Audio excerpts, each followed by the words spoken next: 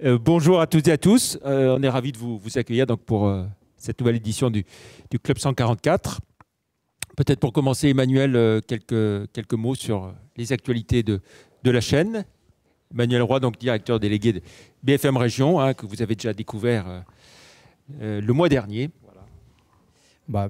Bienvenue à tous pour ce Club 144 qui est effectivement un rendez-vous mensuel extrêmement important où on reçoit nos partenaires et puis des invités de prestige. Je remercie la Tipeee Academy qui va faire cette émission aussi avec nous. Petit clin d'œil aussi parce que c'est le mois de l'anniversaire de TLM qui fête ce mois ses 30 ans. Et je voulais marquer quand même, j'allais dire, ce temps-là, puisque même si on est dans un projet de changement de marque, la marque TLM, elle nous a bercé depuis 30 ans. Et je voulais saluer le travail de toutes les équipes de TLM qui ont passé pendant toutes ces années à faire de ce fleuron de l'audiovisuel français en région, puisqu'il n'y a plus beaucoup de chaînes locales aujourd'hui qui existent encore. Et donc je voulais qu'on applaudisse le travail de toute l'équipe de TLM.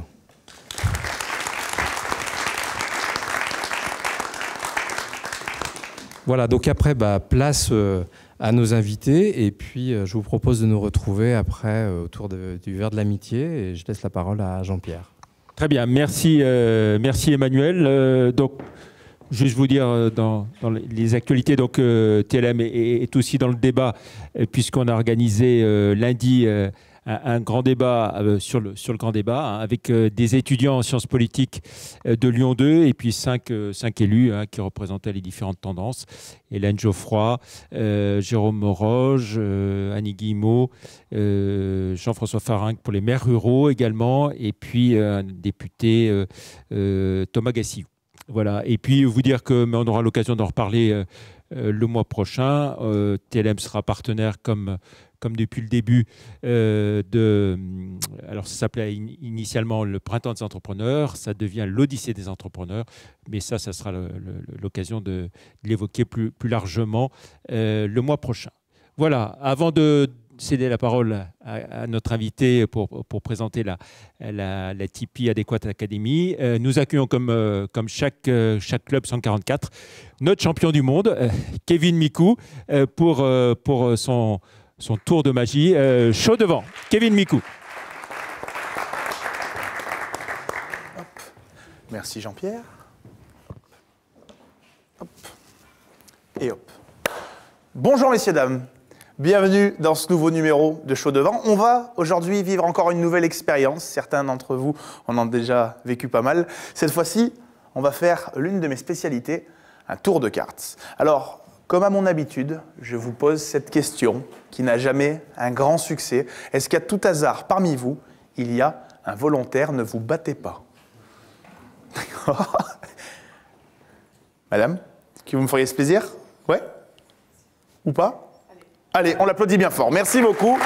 Je vous laisse me rejoindre. Mettez-vous juste ici, bien en face de la caméra. Super. Alors, je suis venu avec mon paquet de cartes. Je suis aussi venu avec mon téléphone. Alors, c'est un smartphone tout à fait classique dans lequel j'ai bien sûr des applications, des notifications, etc., etc.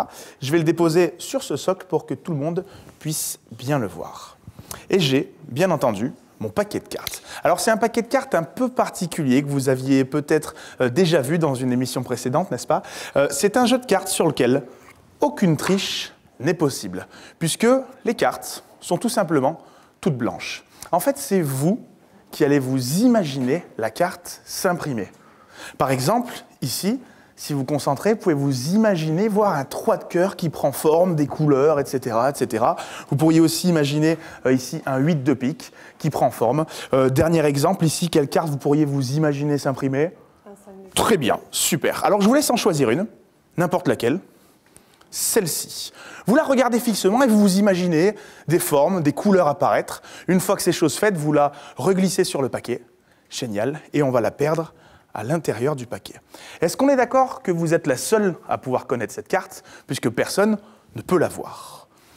Alors voici ce qui va se passer. Si la carte que vous avez choisie est actuellement au milieu du paquet, peut-être qu'en faisant simplement ceci, elle devrait remonter dans les 5 cartes qu'il y a sur le dessus. Alors, je m'explique. On va donc prendre 1, 2, 3, 4, 5 cartes. Et je vais tout simplement les jeter sur l'écran du téléphone. Alors, regardez bien, je le fais tout doucement, pas de geste brusque.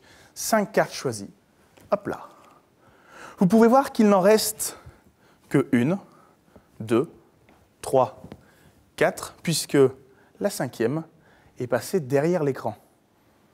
Alors, pour l'instant, impossible de savoir si c'est vraiment la carte à laquelle vous avez pensé. Donc, fermez simplement les yeux. Je vais attraper votre pensée. Fermez les yeux. Et regardez bien, messieurs, dames, sur le téléphone. Attention. Hop là. Est-ce que vous pourriez nous dire, sans ouvrir les yeux, à quelle carte vous pensiez? 10 de trèfle. Le 10 de trèfle. Vous pouvez ouvrir les yeux. La carte a apparu sur le téléphone. Alors, maintenant, ça serait quand même très sympa que je puisse la rematérialiser. C'est exactement ce que je vais essayer de faire. Alors, regardez bien. Je prends la carte. 1, 2. Je ne sais pas si vous l'avez vu partir. Ouais. C'est vrai? Beaucoup d'imagination alors, puisqu'en fait, ça voudrait dire qu'à l'intérieur de ce paquet, on va retrouver une seule carte, mais qui cette fois-ci serait imprimée. Alors, on a effectivement toujours toutes nos cartes blanches, et en plein milieu du paquet, une seule et unique carte. Est-ce que vous confirmez que c'est la seule carte imprimée dans tout le paquet? Et si on la retourne, rappelez-nous à quelle carte vous pensiez? 10 de trèfle. Le 10 de trèfle. Ouais.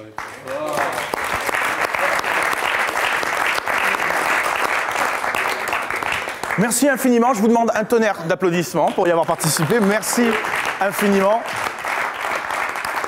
Je vous remercie d'avoir vécu ce moment avec moi. On se retrouve le mois prochain pour un nouveau numéro de Chaud Devant. Merci beaucoup, messieurs, dames. Merci. Merci beaucoup. Merci beaucoup, Kevin, notre champion du monde qu'on est heureux d'accueillir chaque fois. Donc, j'accueille à présent Xavier Lucas. Bonjour. Bonjour. Très heureux de vous avoir. Donc, le président délégué de la Tony Parker Adequate Academy. Il y a une histoire entre TLM et cette Tony Parker Adequate Academy et grâce à Jacques aussi, bien sûr, à Jacques Gaillard, donc actionnaire de TLM et qui va rester actionnaire de TLM dans la nouvelle configuration, hein, aux côtés de BFM. Et c'est grâce à Jacques Gaillard qu'on a eu Tony Parker comme actionnaire de l'Asvel. Donc on était évidemment très, très, très liés. Xavier Lucas, peut-être pour commencer, nous dire un mot de votre parcours avant que vous deveniez ce président délégué de la Tony Parker Adequate Academy. Tout d'abord, merci de m'accueillir. C'est une très bonne occasion pour nous de parler du projet de la Tony Parker Adequate Academy. Quoi qu'il en soit, humblement, je ne ferai pas apparaître une académie en 10 de trèfle, mais je vais tout mettre en œuvre, en tout cas, pour vous parler de ce beau projet. Me concernant, en fait, c'est très simple, je suis issu du milieu sportif. À la base, je suis enseignant de tennis. Donc, je viens du monde du tennis et j'ai gravi les échelons, comme on dit, partant d'une passion qui était celle du tennis d'un petit jeune qui avait 8 ans et qui, en fait, au fil des années, n'a fait que décupler cette passion pour devenir enseignant avec la vocation de transmettre à des jeunes. Et j'ai passé les différents diplômes qui existent dans le milieu du sport, à savoir anciennement les BE1, BE2, qui sont aujourd'hui des diplômes d'État et diplômes d'État supérieur. J'ai eu la chance dans mon parcours de gérer une structure et d'être manager général d'un club pendant une vingtaine d'années, avec laquelle j'ai développé une multitude de projets visant à accompagner des jeunes, à les emmener pour certains à un certain niveau, et en tout cas à permettre à mon club de grandir. Voilà. Et il se trouve qu'entre-temps, j'ai eu la chance, dans un cadre amical, de rencontrer Tony, avec qui on a beaucoup échangé un petit peu sur ses projets, avec qui on a pu partager, venant de milieux identiques au niveau du sport, même si ce n'étaient pas les mêmes. Et qu'est-ce qui vous a séduit et qu'est-ce qui vous a attiré dans ce projet? Et puis je vais vous demander de vous décaler un petit peu sur la droite. Voilà. Qu'est-ce qui vous a donc séduit et attiré dans ce projet? En fait, j'ose dire, c'est d'abord une rencontre avec une personne tout à fait remarquable, puisque quand vous êtes enseignant, que vous essayez d'accompagner des jeunes au plus haut niveau et que vous avez la chance de rencontrer un des plus grands sportifs français de toute l'histoire, inévitablement, ça vous marque. Et forcément, vous êtes impressionné par la rencontre. Et puis d'une rencontre sont issus des échanges et vous êtes avec quelqu'un qui finalement est très simple, a de vraies valeurs, a une réelle envie de partager et surtout, ce qui m'a beaucoup séduit chez Tony, c'est sa volonté de rendre finalement, comme il le dit, à la France ce qu'elle a pu lui apporter dans son parcours. Et j'ai trouvé ça absolument formidable. Et il se trouve que j'ai eu la chance de suivre un petit peu cette évolution, d'échanger beaucoup avec lui. Et quand il a notamment repris le club féminin, du Lyon Asvel féminin, j'ai trouvé ça formidable parce qu'il avait la possibilité de s'arrêter finalement qu'à la reprise du club du LDLC Asvel. Eh bien non, il ne s'est pas arrêté, il avait volonté de créer cette mixité. Et j'ai trouvé ça, pour moi, l'avoir fait dans mon club et d'avoir un peu favorisé le tennis féminin. Je lui ai dit, écoute, ce que tu es en train de faire est fantastique, moi ça me plaît beaucoup. Et alors en plus, en ligne de mire, y associer la formation des jeunes et une académie, voilà, je trouvais ce modèle d'évolution et de club du futur, en fait, qui correspondait réellement à l'actualité et au personnage que j'avais en face de moi. Voilà. C'est peut-être l'occasion de rappeler aussi que Tony Parker et Gaëtan Müller ont toujours expliqué que leur projet avait une triple dimension, la dimension sportive, bien sûr, la dimension économique et puis aussi une dimension sociale, sociétale. Et on est en plein là-dedans avec la Tony Parker. Et en fait, c'est ce qui m'a réellement séduit, c'est de se dire qu'il y avait un vrai projet sportif qui avait du sens, avec de vrais messages derrière. Et l'académie, pour ne parler que d'elle, finalement, pouvait véhiculer un vrai message important sur le domaine que vous venez d'indiquer. Alors après, les échanges permanents qu'on a eus, l'intérêt que je pouvais y porter et humblement mon profil venant du monde du tennis, où généralement les académies sont un petit peu plus reconnues et plus communes, même s'il y a différentes académies, a fait que, à un moment donné, on s'est dit ce serait peut-être bien de finalement associer un petit peu nos savoir-faire et il m'a proposé l'idée de rentrer dans l'aventure et d'amener peut-être une vision un peu différente que la seule vision basket, puisque ce n'était pas le domaine principal, même si inévitablement il y a du basket au sein de l'académie. Voilà. Très bien. Alors avant de rentrer dans le détail de la présentation de ce projet, de cette Tipeee Adéquate Academy, on va peut-être la découvrir en 3D, par exemple. Voilà, c'est ça. En fait, en images. Pour comprendre, on vous a amené un petit peu les images de la 3D correspondant à la structure qui est en train de se construire et qui sera à disposition dans l'été et qui traduit, je pense, l'esprit de ce qu'elle va être avant de présenter ce qui va se passer à l'intérieur. Voilà. Donc.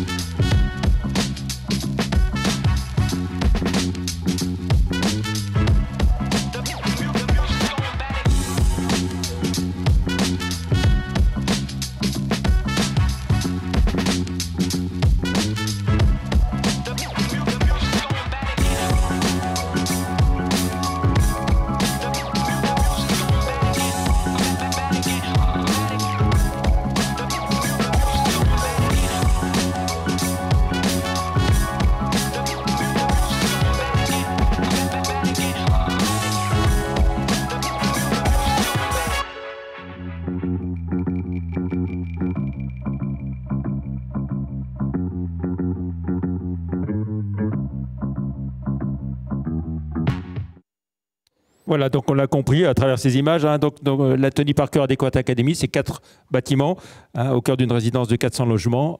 Et ces 4 bâtiments, c'est Life, Work, Play and Home. Exactement. En fait, l'idée de base en fait, de l'infrastructure, c'est de regrouper un petit peu cette notion de campus telle que ça peut exister aux États-Unis. Et c'était de faire en sorte qu'on ait l'ensemble de nos espaces qui répondent à une vraie dynamique pour optimiser l'accompagnement du parcours de nos jeunes, puisque c'est bien un principe d'accompagnement dont on va parler dans le concept de l'académie. Donc pour bien comprendre le principe, il est le suivant.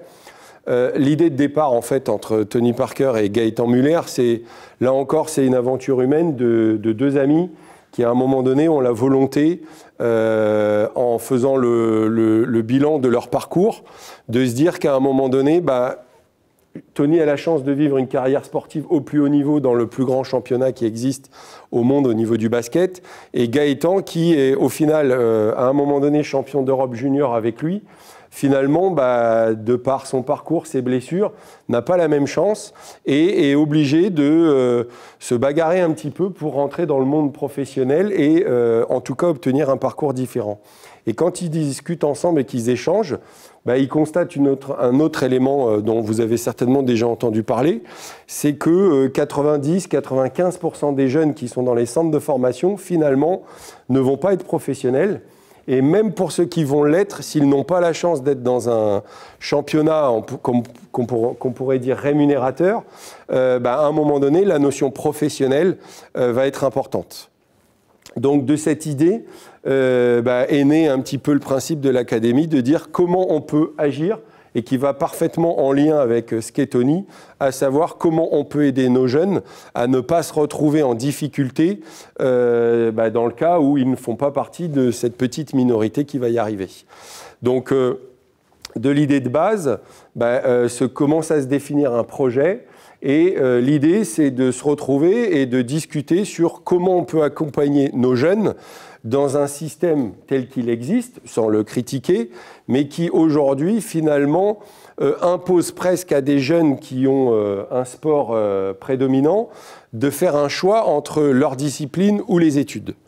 Et donc nous, de ce projet, on a dit, il faut qu'on pose les bases d'un concept qui consiste à dire comment accompagner nos jeunes et faire en sorte qu'ils ne choisissent plus entre leurs études et leurs passions.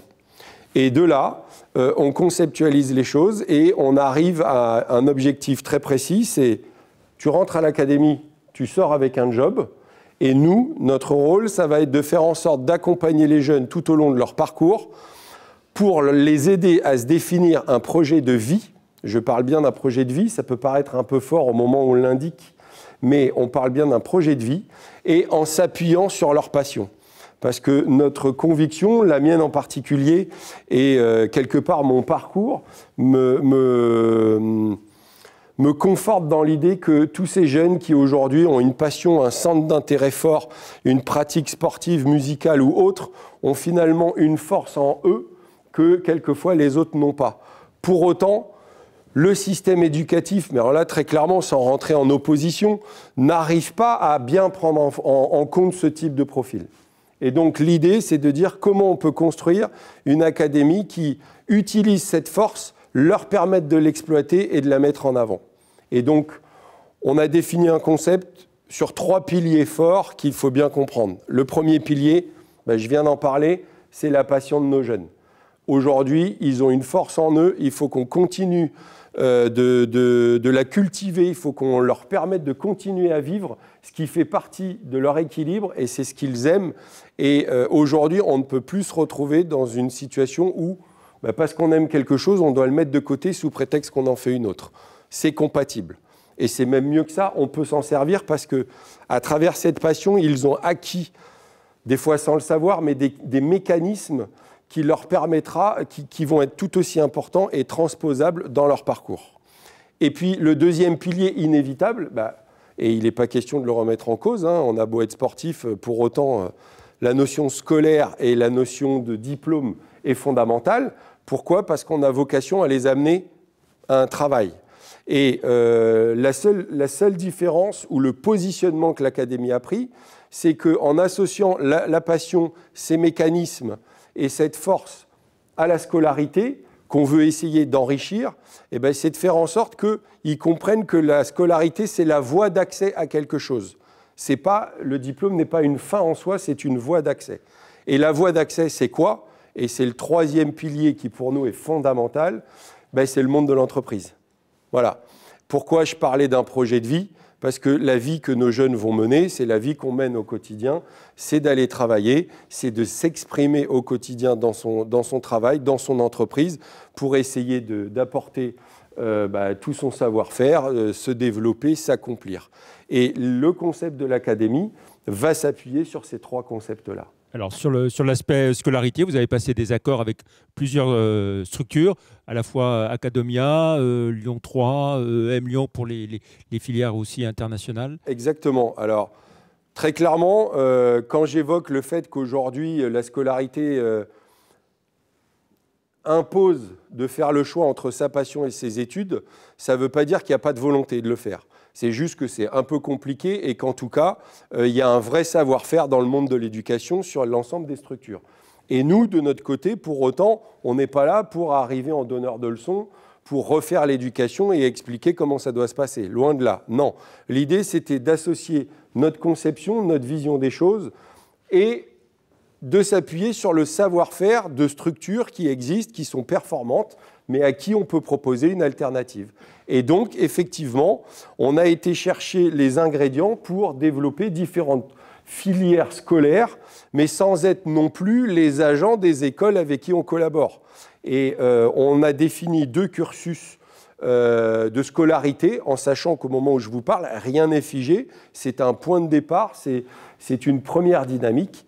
Le premier sujet concerne la filière francophone, et dans cette filière francophone, donc enseignement en français, mais accessible à tous, hein, un étranger qui a de la famille française, qui maîtrise la langue française, peut rentrer dans ce cursus-là, et inversement, on a un cursus international dans lequel des Français qui, demain, voudraient devenir bilingues en anglais, peuvent intégrer. Il n'y a pas c'est pas les étrangers d'un côté, les Français de l'autre, c'est vraiment deux orientations. Et dans ces 2 orientations, on a d'abord défini des partenariats forts, notamment sur le cursus francophone avec le groupe Academia, où on s'appuie sur leur savoir-faire et avec qui on va créer un lycée privé hors contrat, seconde, première, terminale sur les bacs généraux et STMG.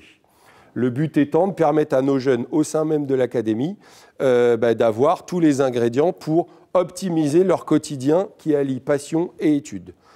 Et en parallèle à cela, sur la partie post-bac, eh bien, on a créé des partenariats avec des universités, Lyon 1, Lyon 3. On a créé des partenariats avec, sur la partie internationale, d'autres écoles, comme l'EM Lyon, qui est un des partenaires majeurs pour nous sur la partie internationale. On a créé des partenariats avec l'INSA, avec qui on va proposer un bachelor. On a créé des partenariats avec le groupe IGS, et notamment sa filière en alternance, puisqu'on voulait créer cette diversité en fonction des différents profils qu'il va y avoir au sein de l'académie. Voilà. Et puis alors, au bout du compte, l'idée donc que tous les jeunes qui passent aient un job en sortant, c'est peut-être l'occasion de donner la parole à Jean-Marc Brun, le fondateur, le créateur du groupe Adéquat, groupe lyonnais d'intérim, qui vient de franchir le milliard d'euros de chiffre d'affaires, qui vient de réaliser une acquisition en Hollande par ailleurs. Jean-Marc Brun sur la motivation et les raisons de l'engagement d'Adéquat dans ce projet. Quand on m'a proposé ce projet, j'ai trouvé que c'était très novateur. Et vu la personnalité de Tony Parker, je l'avais remarqué à la télé, quand il répondait aux journalistes, je le trouvais intelligent, direct, franc. Et quand je l'ai rencontré ensuite pour adouber le fait qu'Adéquat avait accepté de partager le naming de l'académie, j'ai rencontré quelqu'un qui est très simple, direct, toujours en train de réfléchir à quelque chose de nouveau. C'est un entrepreneur, il n'y a aucun doute là-dessus. Et c'est quelqu'un qui déambule parmi les autres avec respect, gentillesse et ça m'a fait dire que j'avais bien fait de suivre le projet. Voilà. Ce projet, pour moi, c'était novateur.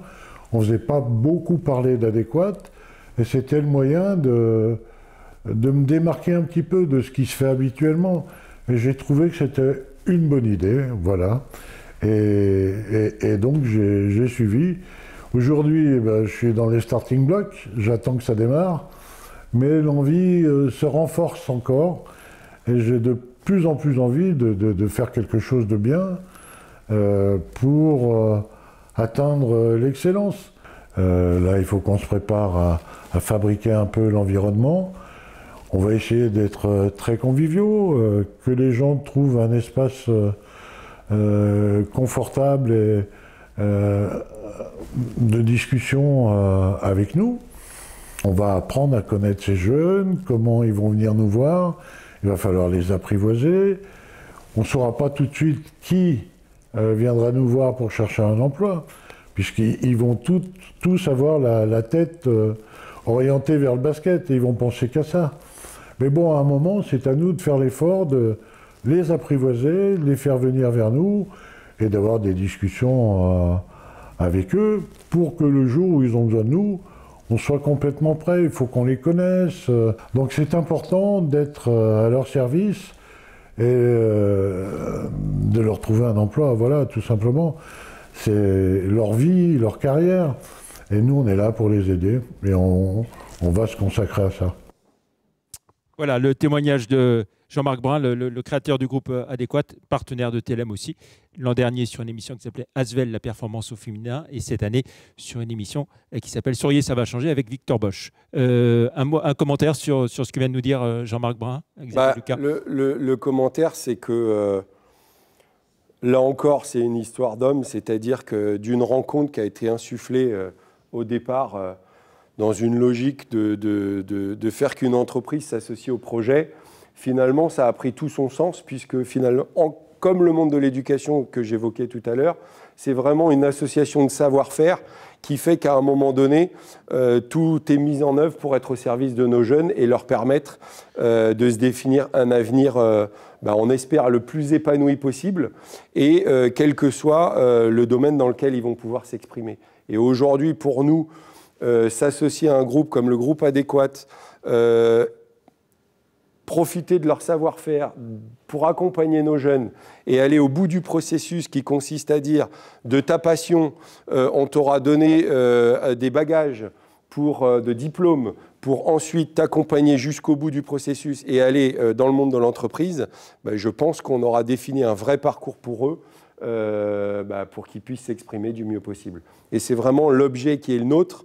Et pour éviter tout amalgame par rapport à ça, c'est que la passion, on parle de passion plus que de sport et potentiellement que de basket. C'est qu'au moment où on parle, vous avez souvent entendu parler du fait qu'il y ait du basket, c'est inévitable, il y a le nom de Tony Parker. Mais pour autant, au moment où je vous parle, on va y intégrer du e-sport. On commence à finaliser la musique et d'autres activités vont agrémenter le projet. Puisque le but du jeu, c'est qu'entre des internationaux, des Français, une diversité de passions, une diversité de filières, une diversité de profils, finalement, on crée une richesse dans un même lieu qui fasse que tout est mis en œuvre pour qu'il y ait des échanges. Et l'idée de présenter l'esprit de la 3D de l'académie, qui correspondra à quelques aménagements près à ce que vous avez vu, c'est vraiment de tout créer dans un principe de collaboration. C'est-à-dire qu'aujourd'hui, des sports-études, il en existe. Des écoles qui sont en lien avec le monde de l'entreprise, ça existe. Mais une structure qui est capable d'associer l'ensemble des éléments avec un objectif d'accompagner les jeunes de A à Z pour les amener au boulot, ça n'existe pas. Et aujourd'hui, c'est vraiment ce sur quoi on veut s'appuyer. Et là, on parle des piliers dans le fonctionnement. Mais il faut bien comprendre que, par exemple, les classes, les jeunes ne vont être qu'une douzaine par classe. Le but étant, là aussi, de créer une collaboration, de s'appuyer sur ce qui se fait dans le mode de l'entreprise de plus en plus, sur des espaces modulaires, ce qu'on appelle des flex-office, où Le but du jeu, c'est de ne pas figer une situation et au contraire de faire qu'on soit acteur de son quotidien et pour nos jeunes de leurs études. Et on veut les guider à ça. Parce qu'aujourd'hui, finalement, on demande à des jeunes de choisir des filières, de choisir des parcours, mais sans savoir ce qui se passe dans le monde professionnel. Et c'est quelque part la seule anomalie qu'on pourrait cibler et que l'académie, humblement, veut essayer de répondre pour les amener. Et en plus de ça, la force d'une passion peut faire que, de manière directe ou indirecte, il y a une multitude de métiers en lien avec ce qu'ils font, qui font que, prenons un basketteur, s'il n'a pas la chance d'être un jour sur le parquet en tant que joueur, eh bien, il y a une multitude d'activités qui existent autour du parquet. Eh bien, si nous, on peut susciter de la curiosité, les guider, voire même leur faire vivre ces situations, j'ose dire qu'à un moment donné, on va leur donner plus de chances de se définir un projet et de les accompagner et surtout de donner du sens à leur parcours. Voilà. Et c'est vraiment l'objet de ce vers quoi on veut aller. Souvent, on parle, sur un autre aspect, de tutorat à l'école. Donc on veut accompagner et on pense que c'est important d'avoir des tuteurs. Je le pense également, mais je serais plutôt friand de mentors. Pourquoi ? Parce qu'à un moment donné, la seule rencontre avec un chef d'entreprise, avec un grand sportif de haut niveau, avec une personne qui a un parcours totalement atypique, peut faire que ces 10 minutes-là interpellent la conscience d'un jeune et change complètement son mode de fonctionnement. Et si nous, on n'essaye pas de créer ces liens-là, eh bien, inévitablement, on n'utilisera pas la force de ces jeunes et la force de leur passion. Et c'est vraiment ce qu'on veut mettre en œuvre. Et quand j'entends Jean-Marc Brun nous dire on est tous dans les starting blocks pour ouvrir, essayer de les connaître, de les comprendre, c'est bien de ça dont il s'agit. En gros, on part de ce qu'ils sont et on veut essayer de leur permettre de s'exprimer du mieux possible. Alors, on va parler du calendrier. Ça y est, on y est presque. Hein. Oui. Première rentrée septembre. Et dès cet été, les camps de basket qui avaient commencé à Fécamp et puis qui étaient à Villeurbanne depuis quelques années auront lieu sur le... Oui, alors la première étape des actions qui vont être menées concerne les camps, si tant est que, même si aujourd'hui aucun signe ne l'annonce, vous savez comme moi que les aléas d'un chantier font qu'il pourrait peut-être y avoir des aménagements, mais pour autant, oui, il y a démarrage de l'activité par les camps et dans tous les cas de figure, démarrage de l'activité dès le 1er ou le 2 septembre, parce que je crois que le 1er est un dimanche, l'accueil de nos jeunes pour les amener dans cette aventure. Voilà. Alors, vous avez parlé de classes où ils seront 12. La première promotion, il y aura combien de personnes Alors, là, il va falloir être un peu indulgent puisqu'on parle bien d'une création, donc une création qui fait que le temps que le concept se développe, que la communication fasse son chemin, qu'on aille à la rencontre des familles, qu'on ait ce type de rendez-vous pour que le concept prenne du sens auprès de tout le monde. On espère pouvoir accueillir 70-80 jeunes dès la première année, en sachant qu'au moment où je vous parle, vous savez qu'on va intégrer les centres de formation des deux clubs, du Lyon Asvel féminin et du LDLC Asvel, qui représentent à peu près 35 jeunes. Si on peut aller chercher 30-40 jeunes purement académiciens venant d'un peu partout pour agrémenter ces chiffres associés à un autre centre de formation qui finalement va intégrer dès la première année le groupe, c'est le centre de formation du e-sport en lien avec un club de e-sport, eh bien on sera déjà bien pour démarrer puisque le but du jeu, on s'est donné 3 ans à peu près d'exercice pour arriver à un rythme qui installe le concept dont je vous parle et qui nous garantisse que on met des actes derrière les mots, puisque c'est bien ça qui est le plus important. Côté frais de scolarité, qu'est-ce qu'il faut envisager ? Alors, ce qu'il faut envisager, c'est un vaste débat à chaque fois, très clairement. Alors, pour tarif unique, c'est ça, hein ? Non. Les cursus. En fait, il y a deux tarifications qui sont envisagées.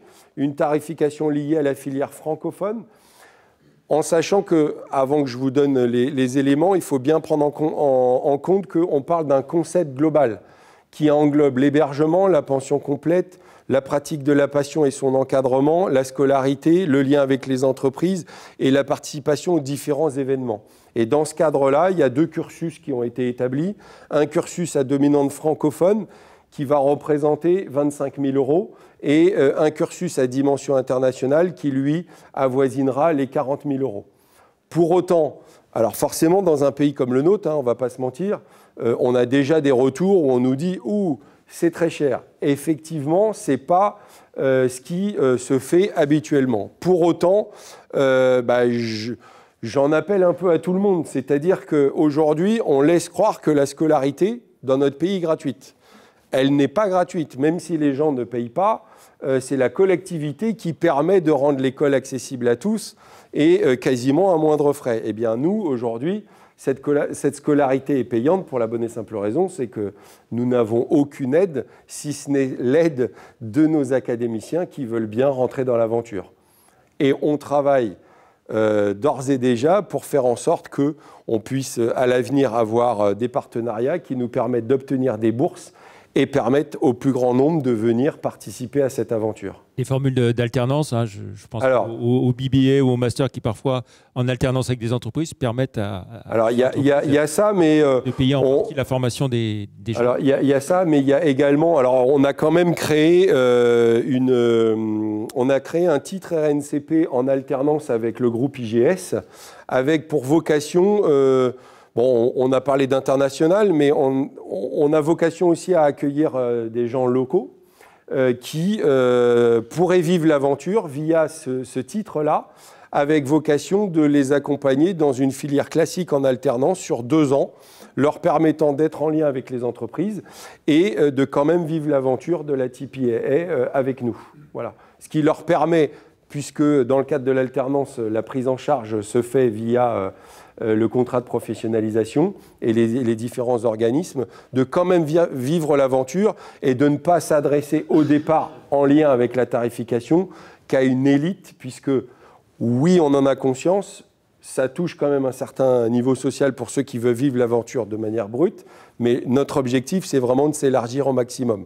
Pour autant, on est dans la première étape de construction et que toutes les personnes, toutes les entreprises qui voudront bien nous ouvrir leurs portes, discuter avec nous et nous accompagner dans ce projet, ils ne vont pas accompagner la Tony Parker Adequate Academy, ils vont accompagner des jeunes à vivre une aventure différente du système traditionnel, mais en lien avec ce que les jeunes sont. On pourrait très bien imaginer qu'une entreprise qui adhère au concept veuille bien accompagner un jeune de A à Z, et tout au long de son parcours, nous, on veut créer du lien en permanence avec l'entreprise, donc créer des stages, y compris au lycée. Chose qui n'existe pas aujourd'hui. Aujourd'hui, vous faites une semaine de découverte en entreprise en 3e, ce qui est déjà très bien. Pour autant, ça s'arrête. Nous, on veut l'entretenir et casser un petit peu le code traditionnel pour agrémenter et enrichir la scolarité de nos jeunes. Voilà, alors vous avez d'ores et déjà des candidats séduits et intéressés. Oui. On va peut-être leur donner la parole. Parole de candidats.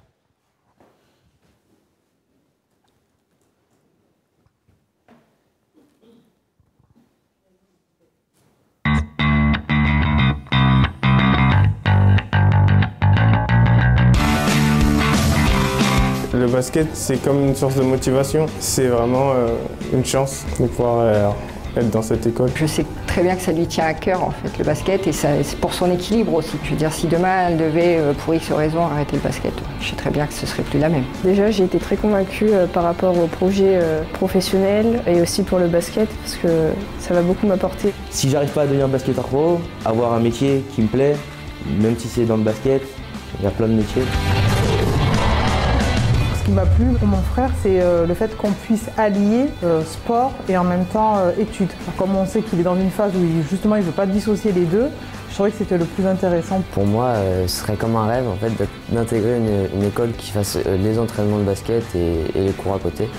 C'est magique parce qu'on va réussir à combiner les deux. Pouvoir allier sa passion et les études sans abandonner les études, même si le basket ça reste ma passion. Je sais que j'ai pas 100% de chance de réussir dedans. Je souhaite qu'il aille le plus loin possible, mais s'il échoue dans le sport, au moins il aura un diplôme. Les classes seront à effectif très réduit, du coup le suivi ne sera que meilleur. En général, une journée normale de cours, c'est une journée entière et les devoirs. Et ensuite le basket, en général, ça se passe en second plan. Alors que là, c'est les deux au même niveau.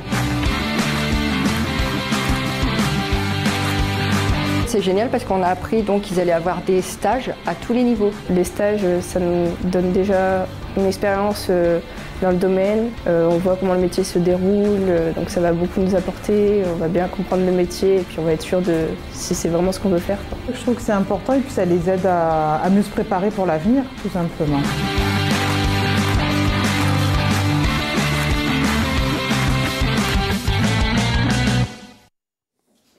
Voilà pour cette présentation. On va peut-être prendre, Xavier Lucas, quelques questions. Bien sûr. De nos invités, comme le veut la tradition. Il nous reste 10 petites minutes. Oui. Oui. Bonjour. Au niveau basket, vous allez orienter les joueurs, puisque vous avez parlé des espoirs de l'Asvel, etc., vers les autres clubs de la région lyonnaise. Est-ce que vous avez des contacts déjà pour que ces jeunes qui sont à l'académie puissent participer à un championnat? Alors, on a effectivement, on a différentes possibilités liées à ça. C'est vrai que l'académie telle qu'elle est conçue aujourd'hui et en lien au départ avec un sport collectif, c'est quelque chose de différent de ce que moi, par exemple, j'ai pu connaître en lien avec le tennis, qui est un sport individuel et où chacun s'exprime individuellement, chacun de son côté. Là, effectivement, la question de la compétition s'est posée. Pourquoi? Parce que le jeune qui, d'habitude, joue au nord de la France et voudrait vivre l'aventure, on doit lui permettre de mettre ça en place. Alors, il y aura différentes options qui vont, j'ose dire, s'adapter à chacun d'entre eux. Ceux qui auront la possibilité de continuer à jouer dans leur club, dans leur région, et en rentrant le week-end et que ça ne pose pas de problème à leur club, comme le font les meilleurs qui s'entraînent des fois dans des pôles et qui le week-end jouent avec leur équipe même s'ils ne s'y entraînent pas, c'est une possibilité qui sera d'envisager. Que les choses soient claires, l'académie n'a pas vocation à accompagner des jeunes pour les rendre meilleurs sur tout un tas d'aspects, y compris sportifs. Mais certainement pas pour faire en sorte de « je ratisse partout, je prends les jeunes de tous les clubs ». Ils auront liberté d'agir comme ils le souhaitent et ça, c'est une option. Deuxième option, des jeunes veulent quand même jouer en compétition, veulent effectivement poursuivre le week-end, mais n'auront pas la possibilité de rentrer. Auquel cas, des partenariats pourraient effectivement être envisagés. On sait qu'aujourd'hui, les deux clubs discutent avec un certain nombre de clubs. C'est quelque chose qui est parfaitement envisageable. Dernier aspect sur lequel on va essayer, enfin il y a deux autres aspects sur lesquels on va essayer d'agir. C'est que déjà, après ouverture, on va, pourquoi pas, essayer d'avoir la team TPAA qui serait en capacité de jouer ne serait-ce que dans les championnats scolaires, ce qui nous permettrait aussi d'avoir un petit peu la représentation de l'activité de la Tony Parker Adequate Academy dans un championnat. Mais là encore, il va falloir s'adapter. Et la dernière possibilité, pour ceux qui ça dérange moins, c'est de créer différents événements ou de participer à des tournois qui sont organisés, soit pour le basket de 3-3, soit des tournois avec une équipe de la TPA, qui nous donnerait en fait un champ suffisamment large pour s'adapter à chaque cas en fait. Mais en tout cas, la dimension de la compétition s'est clairement posée. C'était une première limite auquel il fallait répondre et sur laquelle on a, en tout cas pour les jeunes que vous avez vus là, qui sont les premières candidatures que nous avons reçues et sur lesquelles on a, je crois, rassuré tout le monde sur cette capacité-là. Donc oui, la compétition sera partie intégrante, mais s'adaptera en fonction des différents cas de figure qui seront en face de nous. Voilà, sur les options que je viens de vous évoquer. Autre question? Les critères de recrutement sont liés à quoi en dehors de la barrière à l'entrée financière, qui est quand même bien sûr négligeable? Ce sont des jeunes qui ont un potentiel de haut niveau, très haut niveau. Ce sont des jeunes qui sont simplement passionnés par le sport, qui veulent essayer d'en faire un métier, ou ce sont des jeunes qui sont déjà engagés dans un cursus de compétition et donc de potentiel? Il y a plusieurs aspects dans votre question. Permettez-moi juste de faire la parenthèse sur la barrière financière que vous évoquez, même si c'est une réalité et il ne s'agit pas de s'en cacher. Le but étant pour nous de tout mettre en œuvre pour la réduire du mieux possible. Donc ça, c'est un travail qu'on fait au quotidien pour aller au contact des entreprises, pour essayer de trouver des solutions pour que nos jeunes ne soient pas bloqués sur cet aspect-là. Pour autant, aujourd'hui, c'est une réalité. Quoi qu'il en soit, aujourd'hui, la seule barrière financière ne constituera pas une entrée ou non dans l'académie. au même titre qu'un jeune qui finalement n'aurait pas les moyens d'y venir peut se retrouver bloqué, c'est pas parce qu'un jeune a les moyens que forcément il va y rentrer. J'ai évoqué dans le concept un premier élément clé du pilier numéro 1, c'est la passion. Qu'on s'entende bien, c'est une passion qu'on doit être en capacité d'organiser et dont on doit permettre la pratique et l'encadrement de la pratique. Donc, excusez-moi, mais il ne suffit pas d'être pâtissier sans être péjoratif et de se dire « j'adore la pâtisserie, je veux rentrer à l'académie ». Si nous, on n'est pas en capacité de donner les outils pour la pratiquer, cette passion, forcément, ça ne suffira pas. Le but étant de répondre en numéro 1 à une passion liée aux propositions que nous on fait. Donc quand j'évoquais le basket, le e-sport et la musique, ce sera en lien d'abord avec cette passion-là. Et on a demandé dans le processus d'admission une vidéo de 2 minutes où le jeune, au départ, ne nous parle que de sa passion, de son implication, de ce qu'elle importe pour lui, de quelle est sa place dans sa vie. Une fois qu'il a fait ça, nos équipes viennent à la rencontre tout de suite du jeune, rencontrent la famille, créent du lien avec eux pour formaliser un petit peu ces éléments-là et voir que ce qui a transparu dans la vidéo finalement se valide. Et le deuxième aspect d'accès définitivement à la TPA, c'est évidemment l'aspect scolaire, puisqu'il ne s'agit pas pour nous de le négliger. Et on est là, si on s'est associé au savoir-faire de certaines structures, c'est qu'on est aussi là pour garantir le respect des règles de chacune d'entre elles. C'est-à-dire que quelle que soit l'école dans laquelle il va aller, en lien avec nous, on a beau être partenaire, on a vocation à lui imposer de respecter les règles d'entrée dans ces écoles-là. Une fois qu'on a la garantie que la validation de la passion est faite et qu'il a la capacité de rentrer dans l'école souhaitée, alors à ce moment-là, il rentre à l'académie et s'ensuit tout le processus qu'on a évoqué tout à l'heure, des 3 piliers et notamment du pilier en lien avec l'entreprise. Voilà un petit peu le...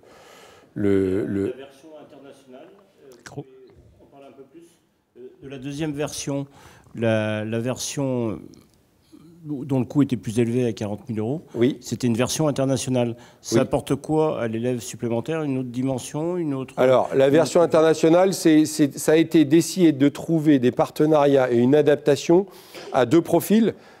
Des francophones qui veulent développer une double langue et donc d'avoir de l'enseignement en anglais, et de l'autre côté, à des internationaux de pouvoir intégrer l'académie en ayant la garantie d'un diplôme reconnu au niveau international. Donc aujourd'hui, au moment où je vous parle, on a un partenariat avec l'école l'International School of Lyon à Sainte-Foy-les-Lyons, avec qui on va proposer le bac international. Et on a également 2 bachelors, un avec le M Lyon et un avec l'INSA, qui sont les premières entrées en lien avec le monde international. Et dans ce cadre-là, en fait, dans cette filière-là, ils auront la possibilité d'avoir des échanges au niveau international, puisque c'est partie intégrante du cursus de chacun de ses partenaires, sauf pour le bac international. Donc dans les 3 ans, ils vont peut-être aller faire une année... Exactement, 6 mois ou une année. Dans une école en Angleterre ou voilà. ainsi de suite. Donc c'est pour ça que ce lien au niveau international est un petit peu différent du lien francophone, qui est un petit peu plus traditionnel sur ce qui se fait J'ai encore une question, mais qui n'est peut-être que personnelle. Non. Est-ce que vous pouvez redéfinir ce que c'est que le e-sport? Alors le e-sport, c'est peut-être le seul qui me fait... Non, il n'y a aucun souci. Donc le e-sport, c'est... Alors le e-sport, non, c'est la pratique de jeux vidéo en équipe, si ce n'est qu'au lieu d'être sur un parquet en tant que basketteur, on est derrière une manette et un écran. Pour autant, ça peut paraître un petit peu paradoxal de l'imaginer comme du sport, mais quand vous voyez du e-sport professionnel, pour votre information par exemple, aujourd'hui il y a des compétitions de e-sport qui remplissent Bercy. Donc qui est capable d'attirer 15 à 20 000 à la fois pratiquants, passionnés, intéressés pour suivre une compétition de e-sport. Et les sportifs en eux-mêmes ont beau être derrière une manette où, entre guillemets, la performance physique telle qu'on peut l'imaginer paraît moindre, eh bien, elle n'est pas négligeable sur d'autres aspects. Et aujourd'hui, certains jeux vidéo ont été définis de telle manière qu'ils intègrent ce qu'on appelle le e-sport, pour être reconnus en tant que tels. Et aujourd'hui... Alors, que les choses... Ils le sont déjà. que les choses soient bien claires. La passion dont je parle, et donc là le e-sport, n'a pas vocation à faire que des jeunes passionnés de basket passent toute la journée à jouer au e-sport.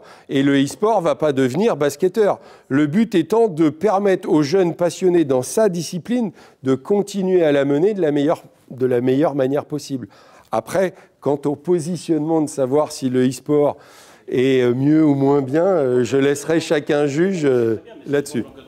Voilà. Et croyez bien qu'aujourd'hui, le e-sport est en train de finaliser sa structure pour devenir une vraie fédération française au même titre que les autres.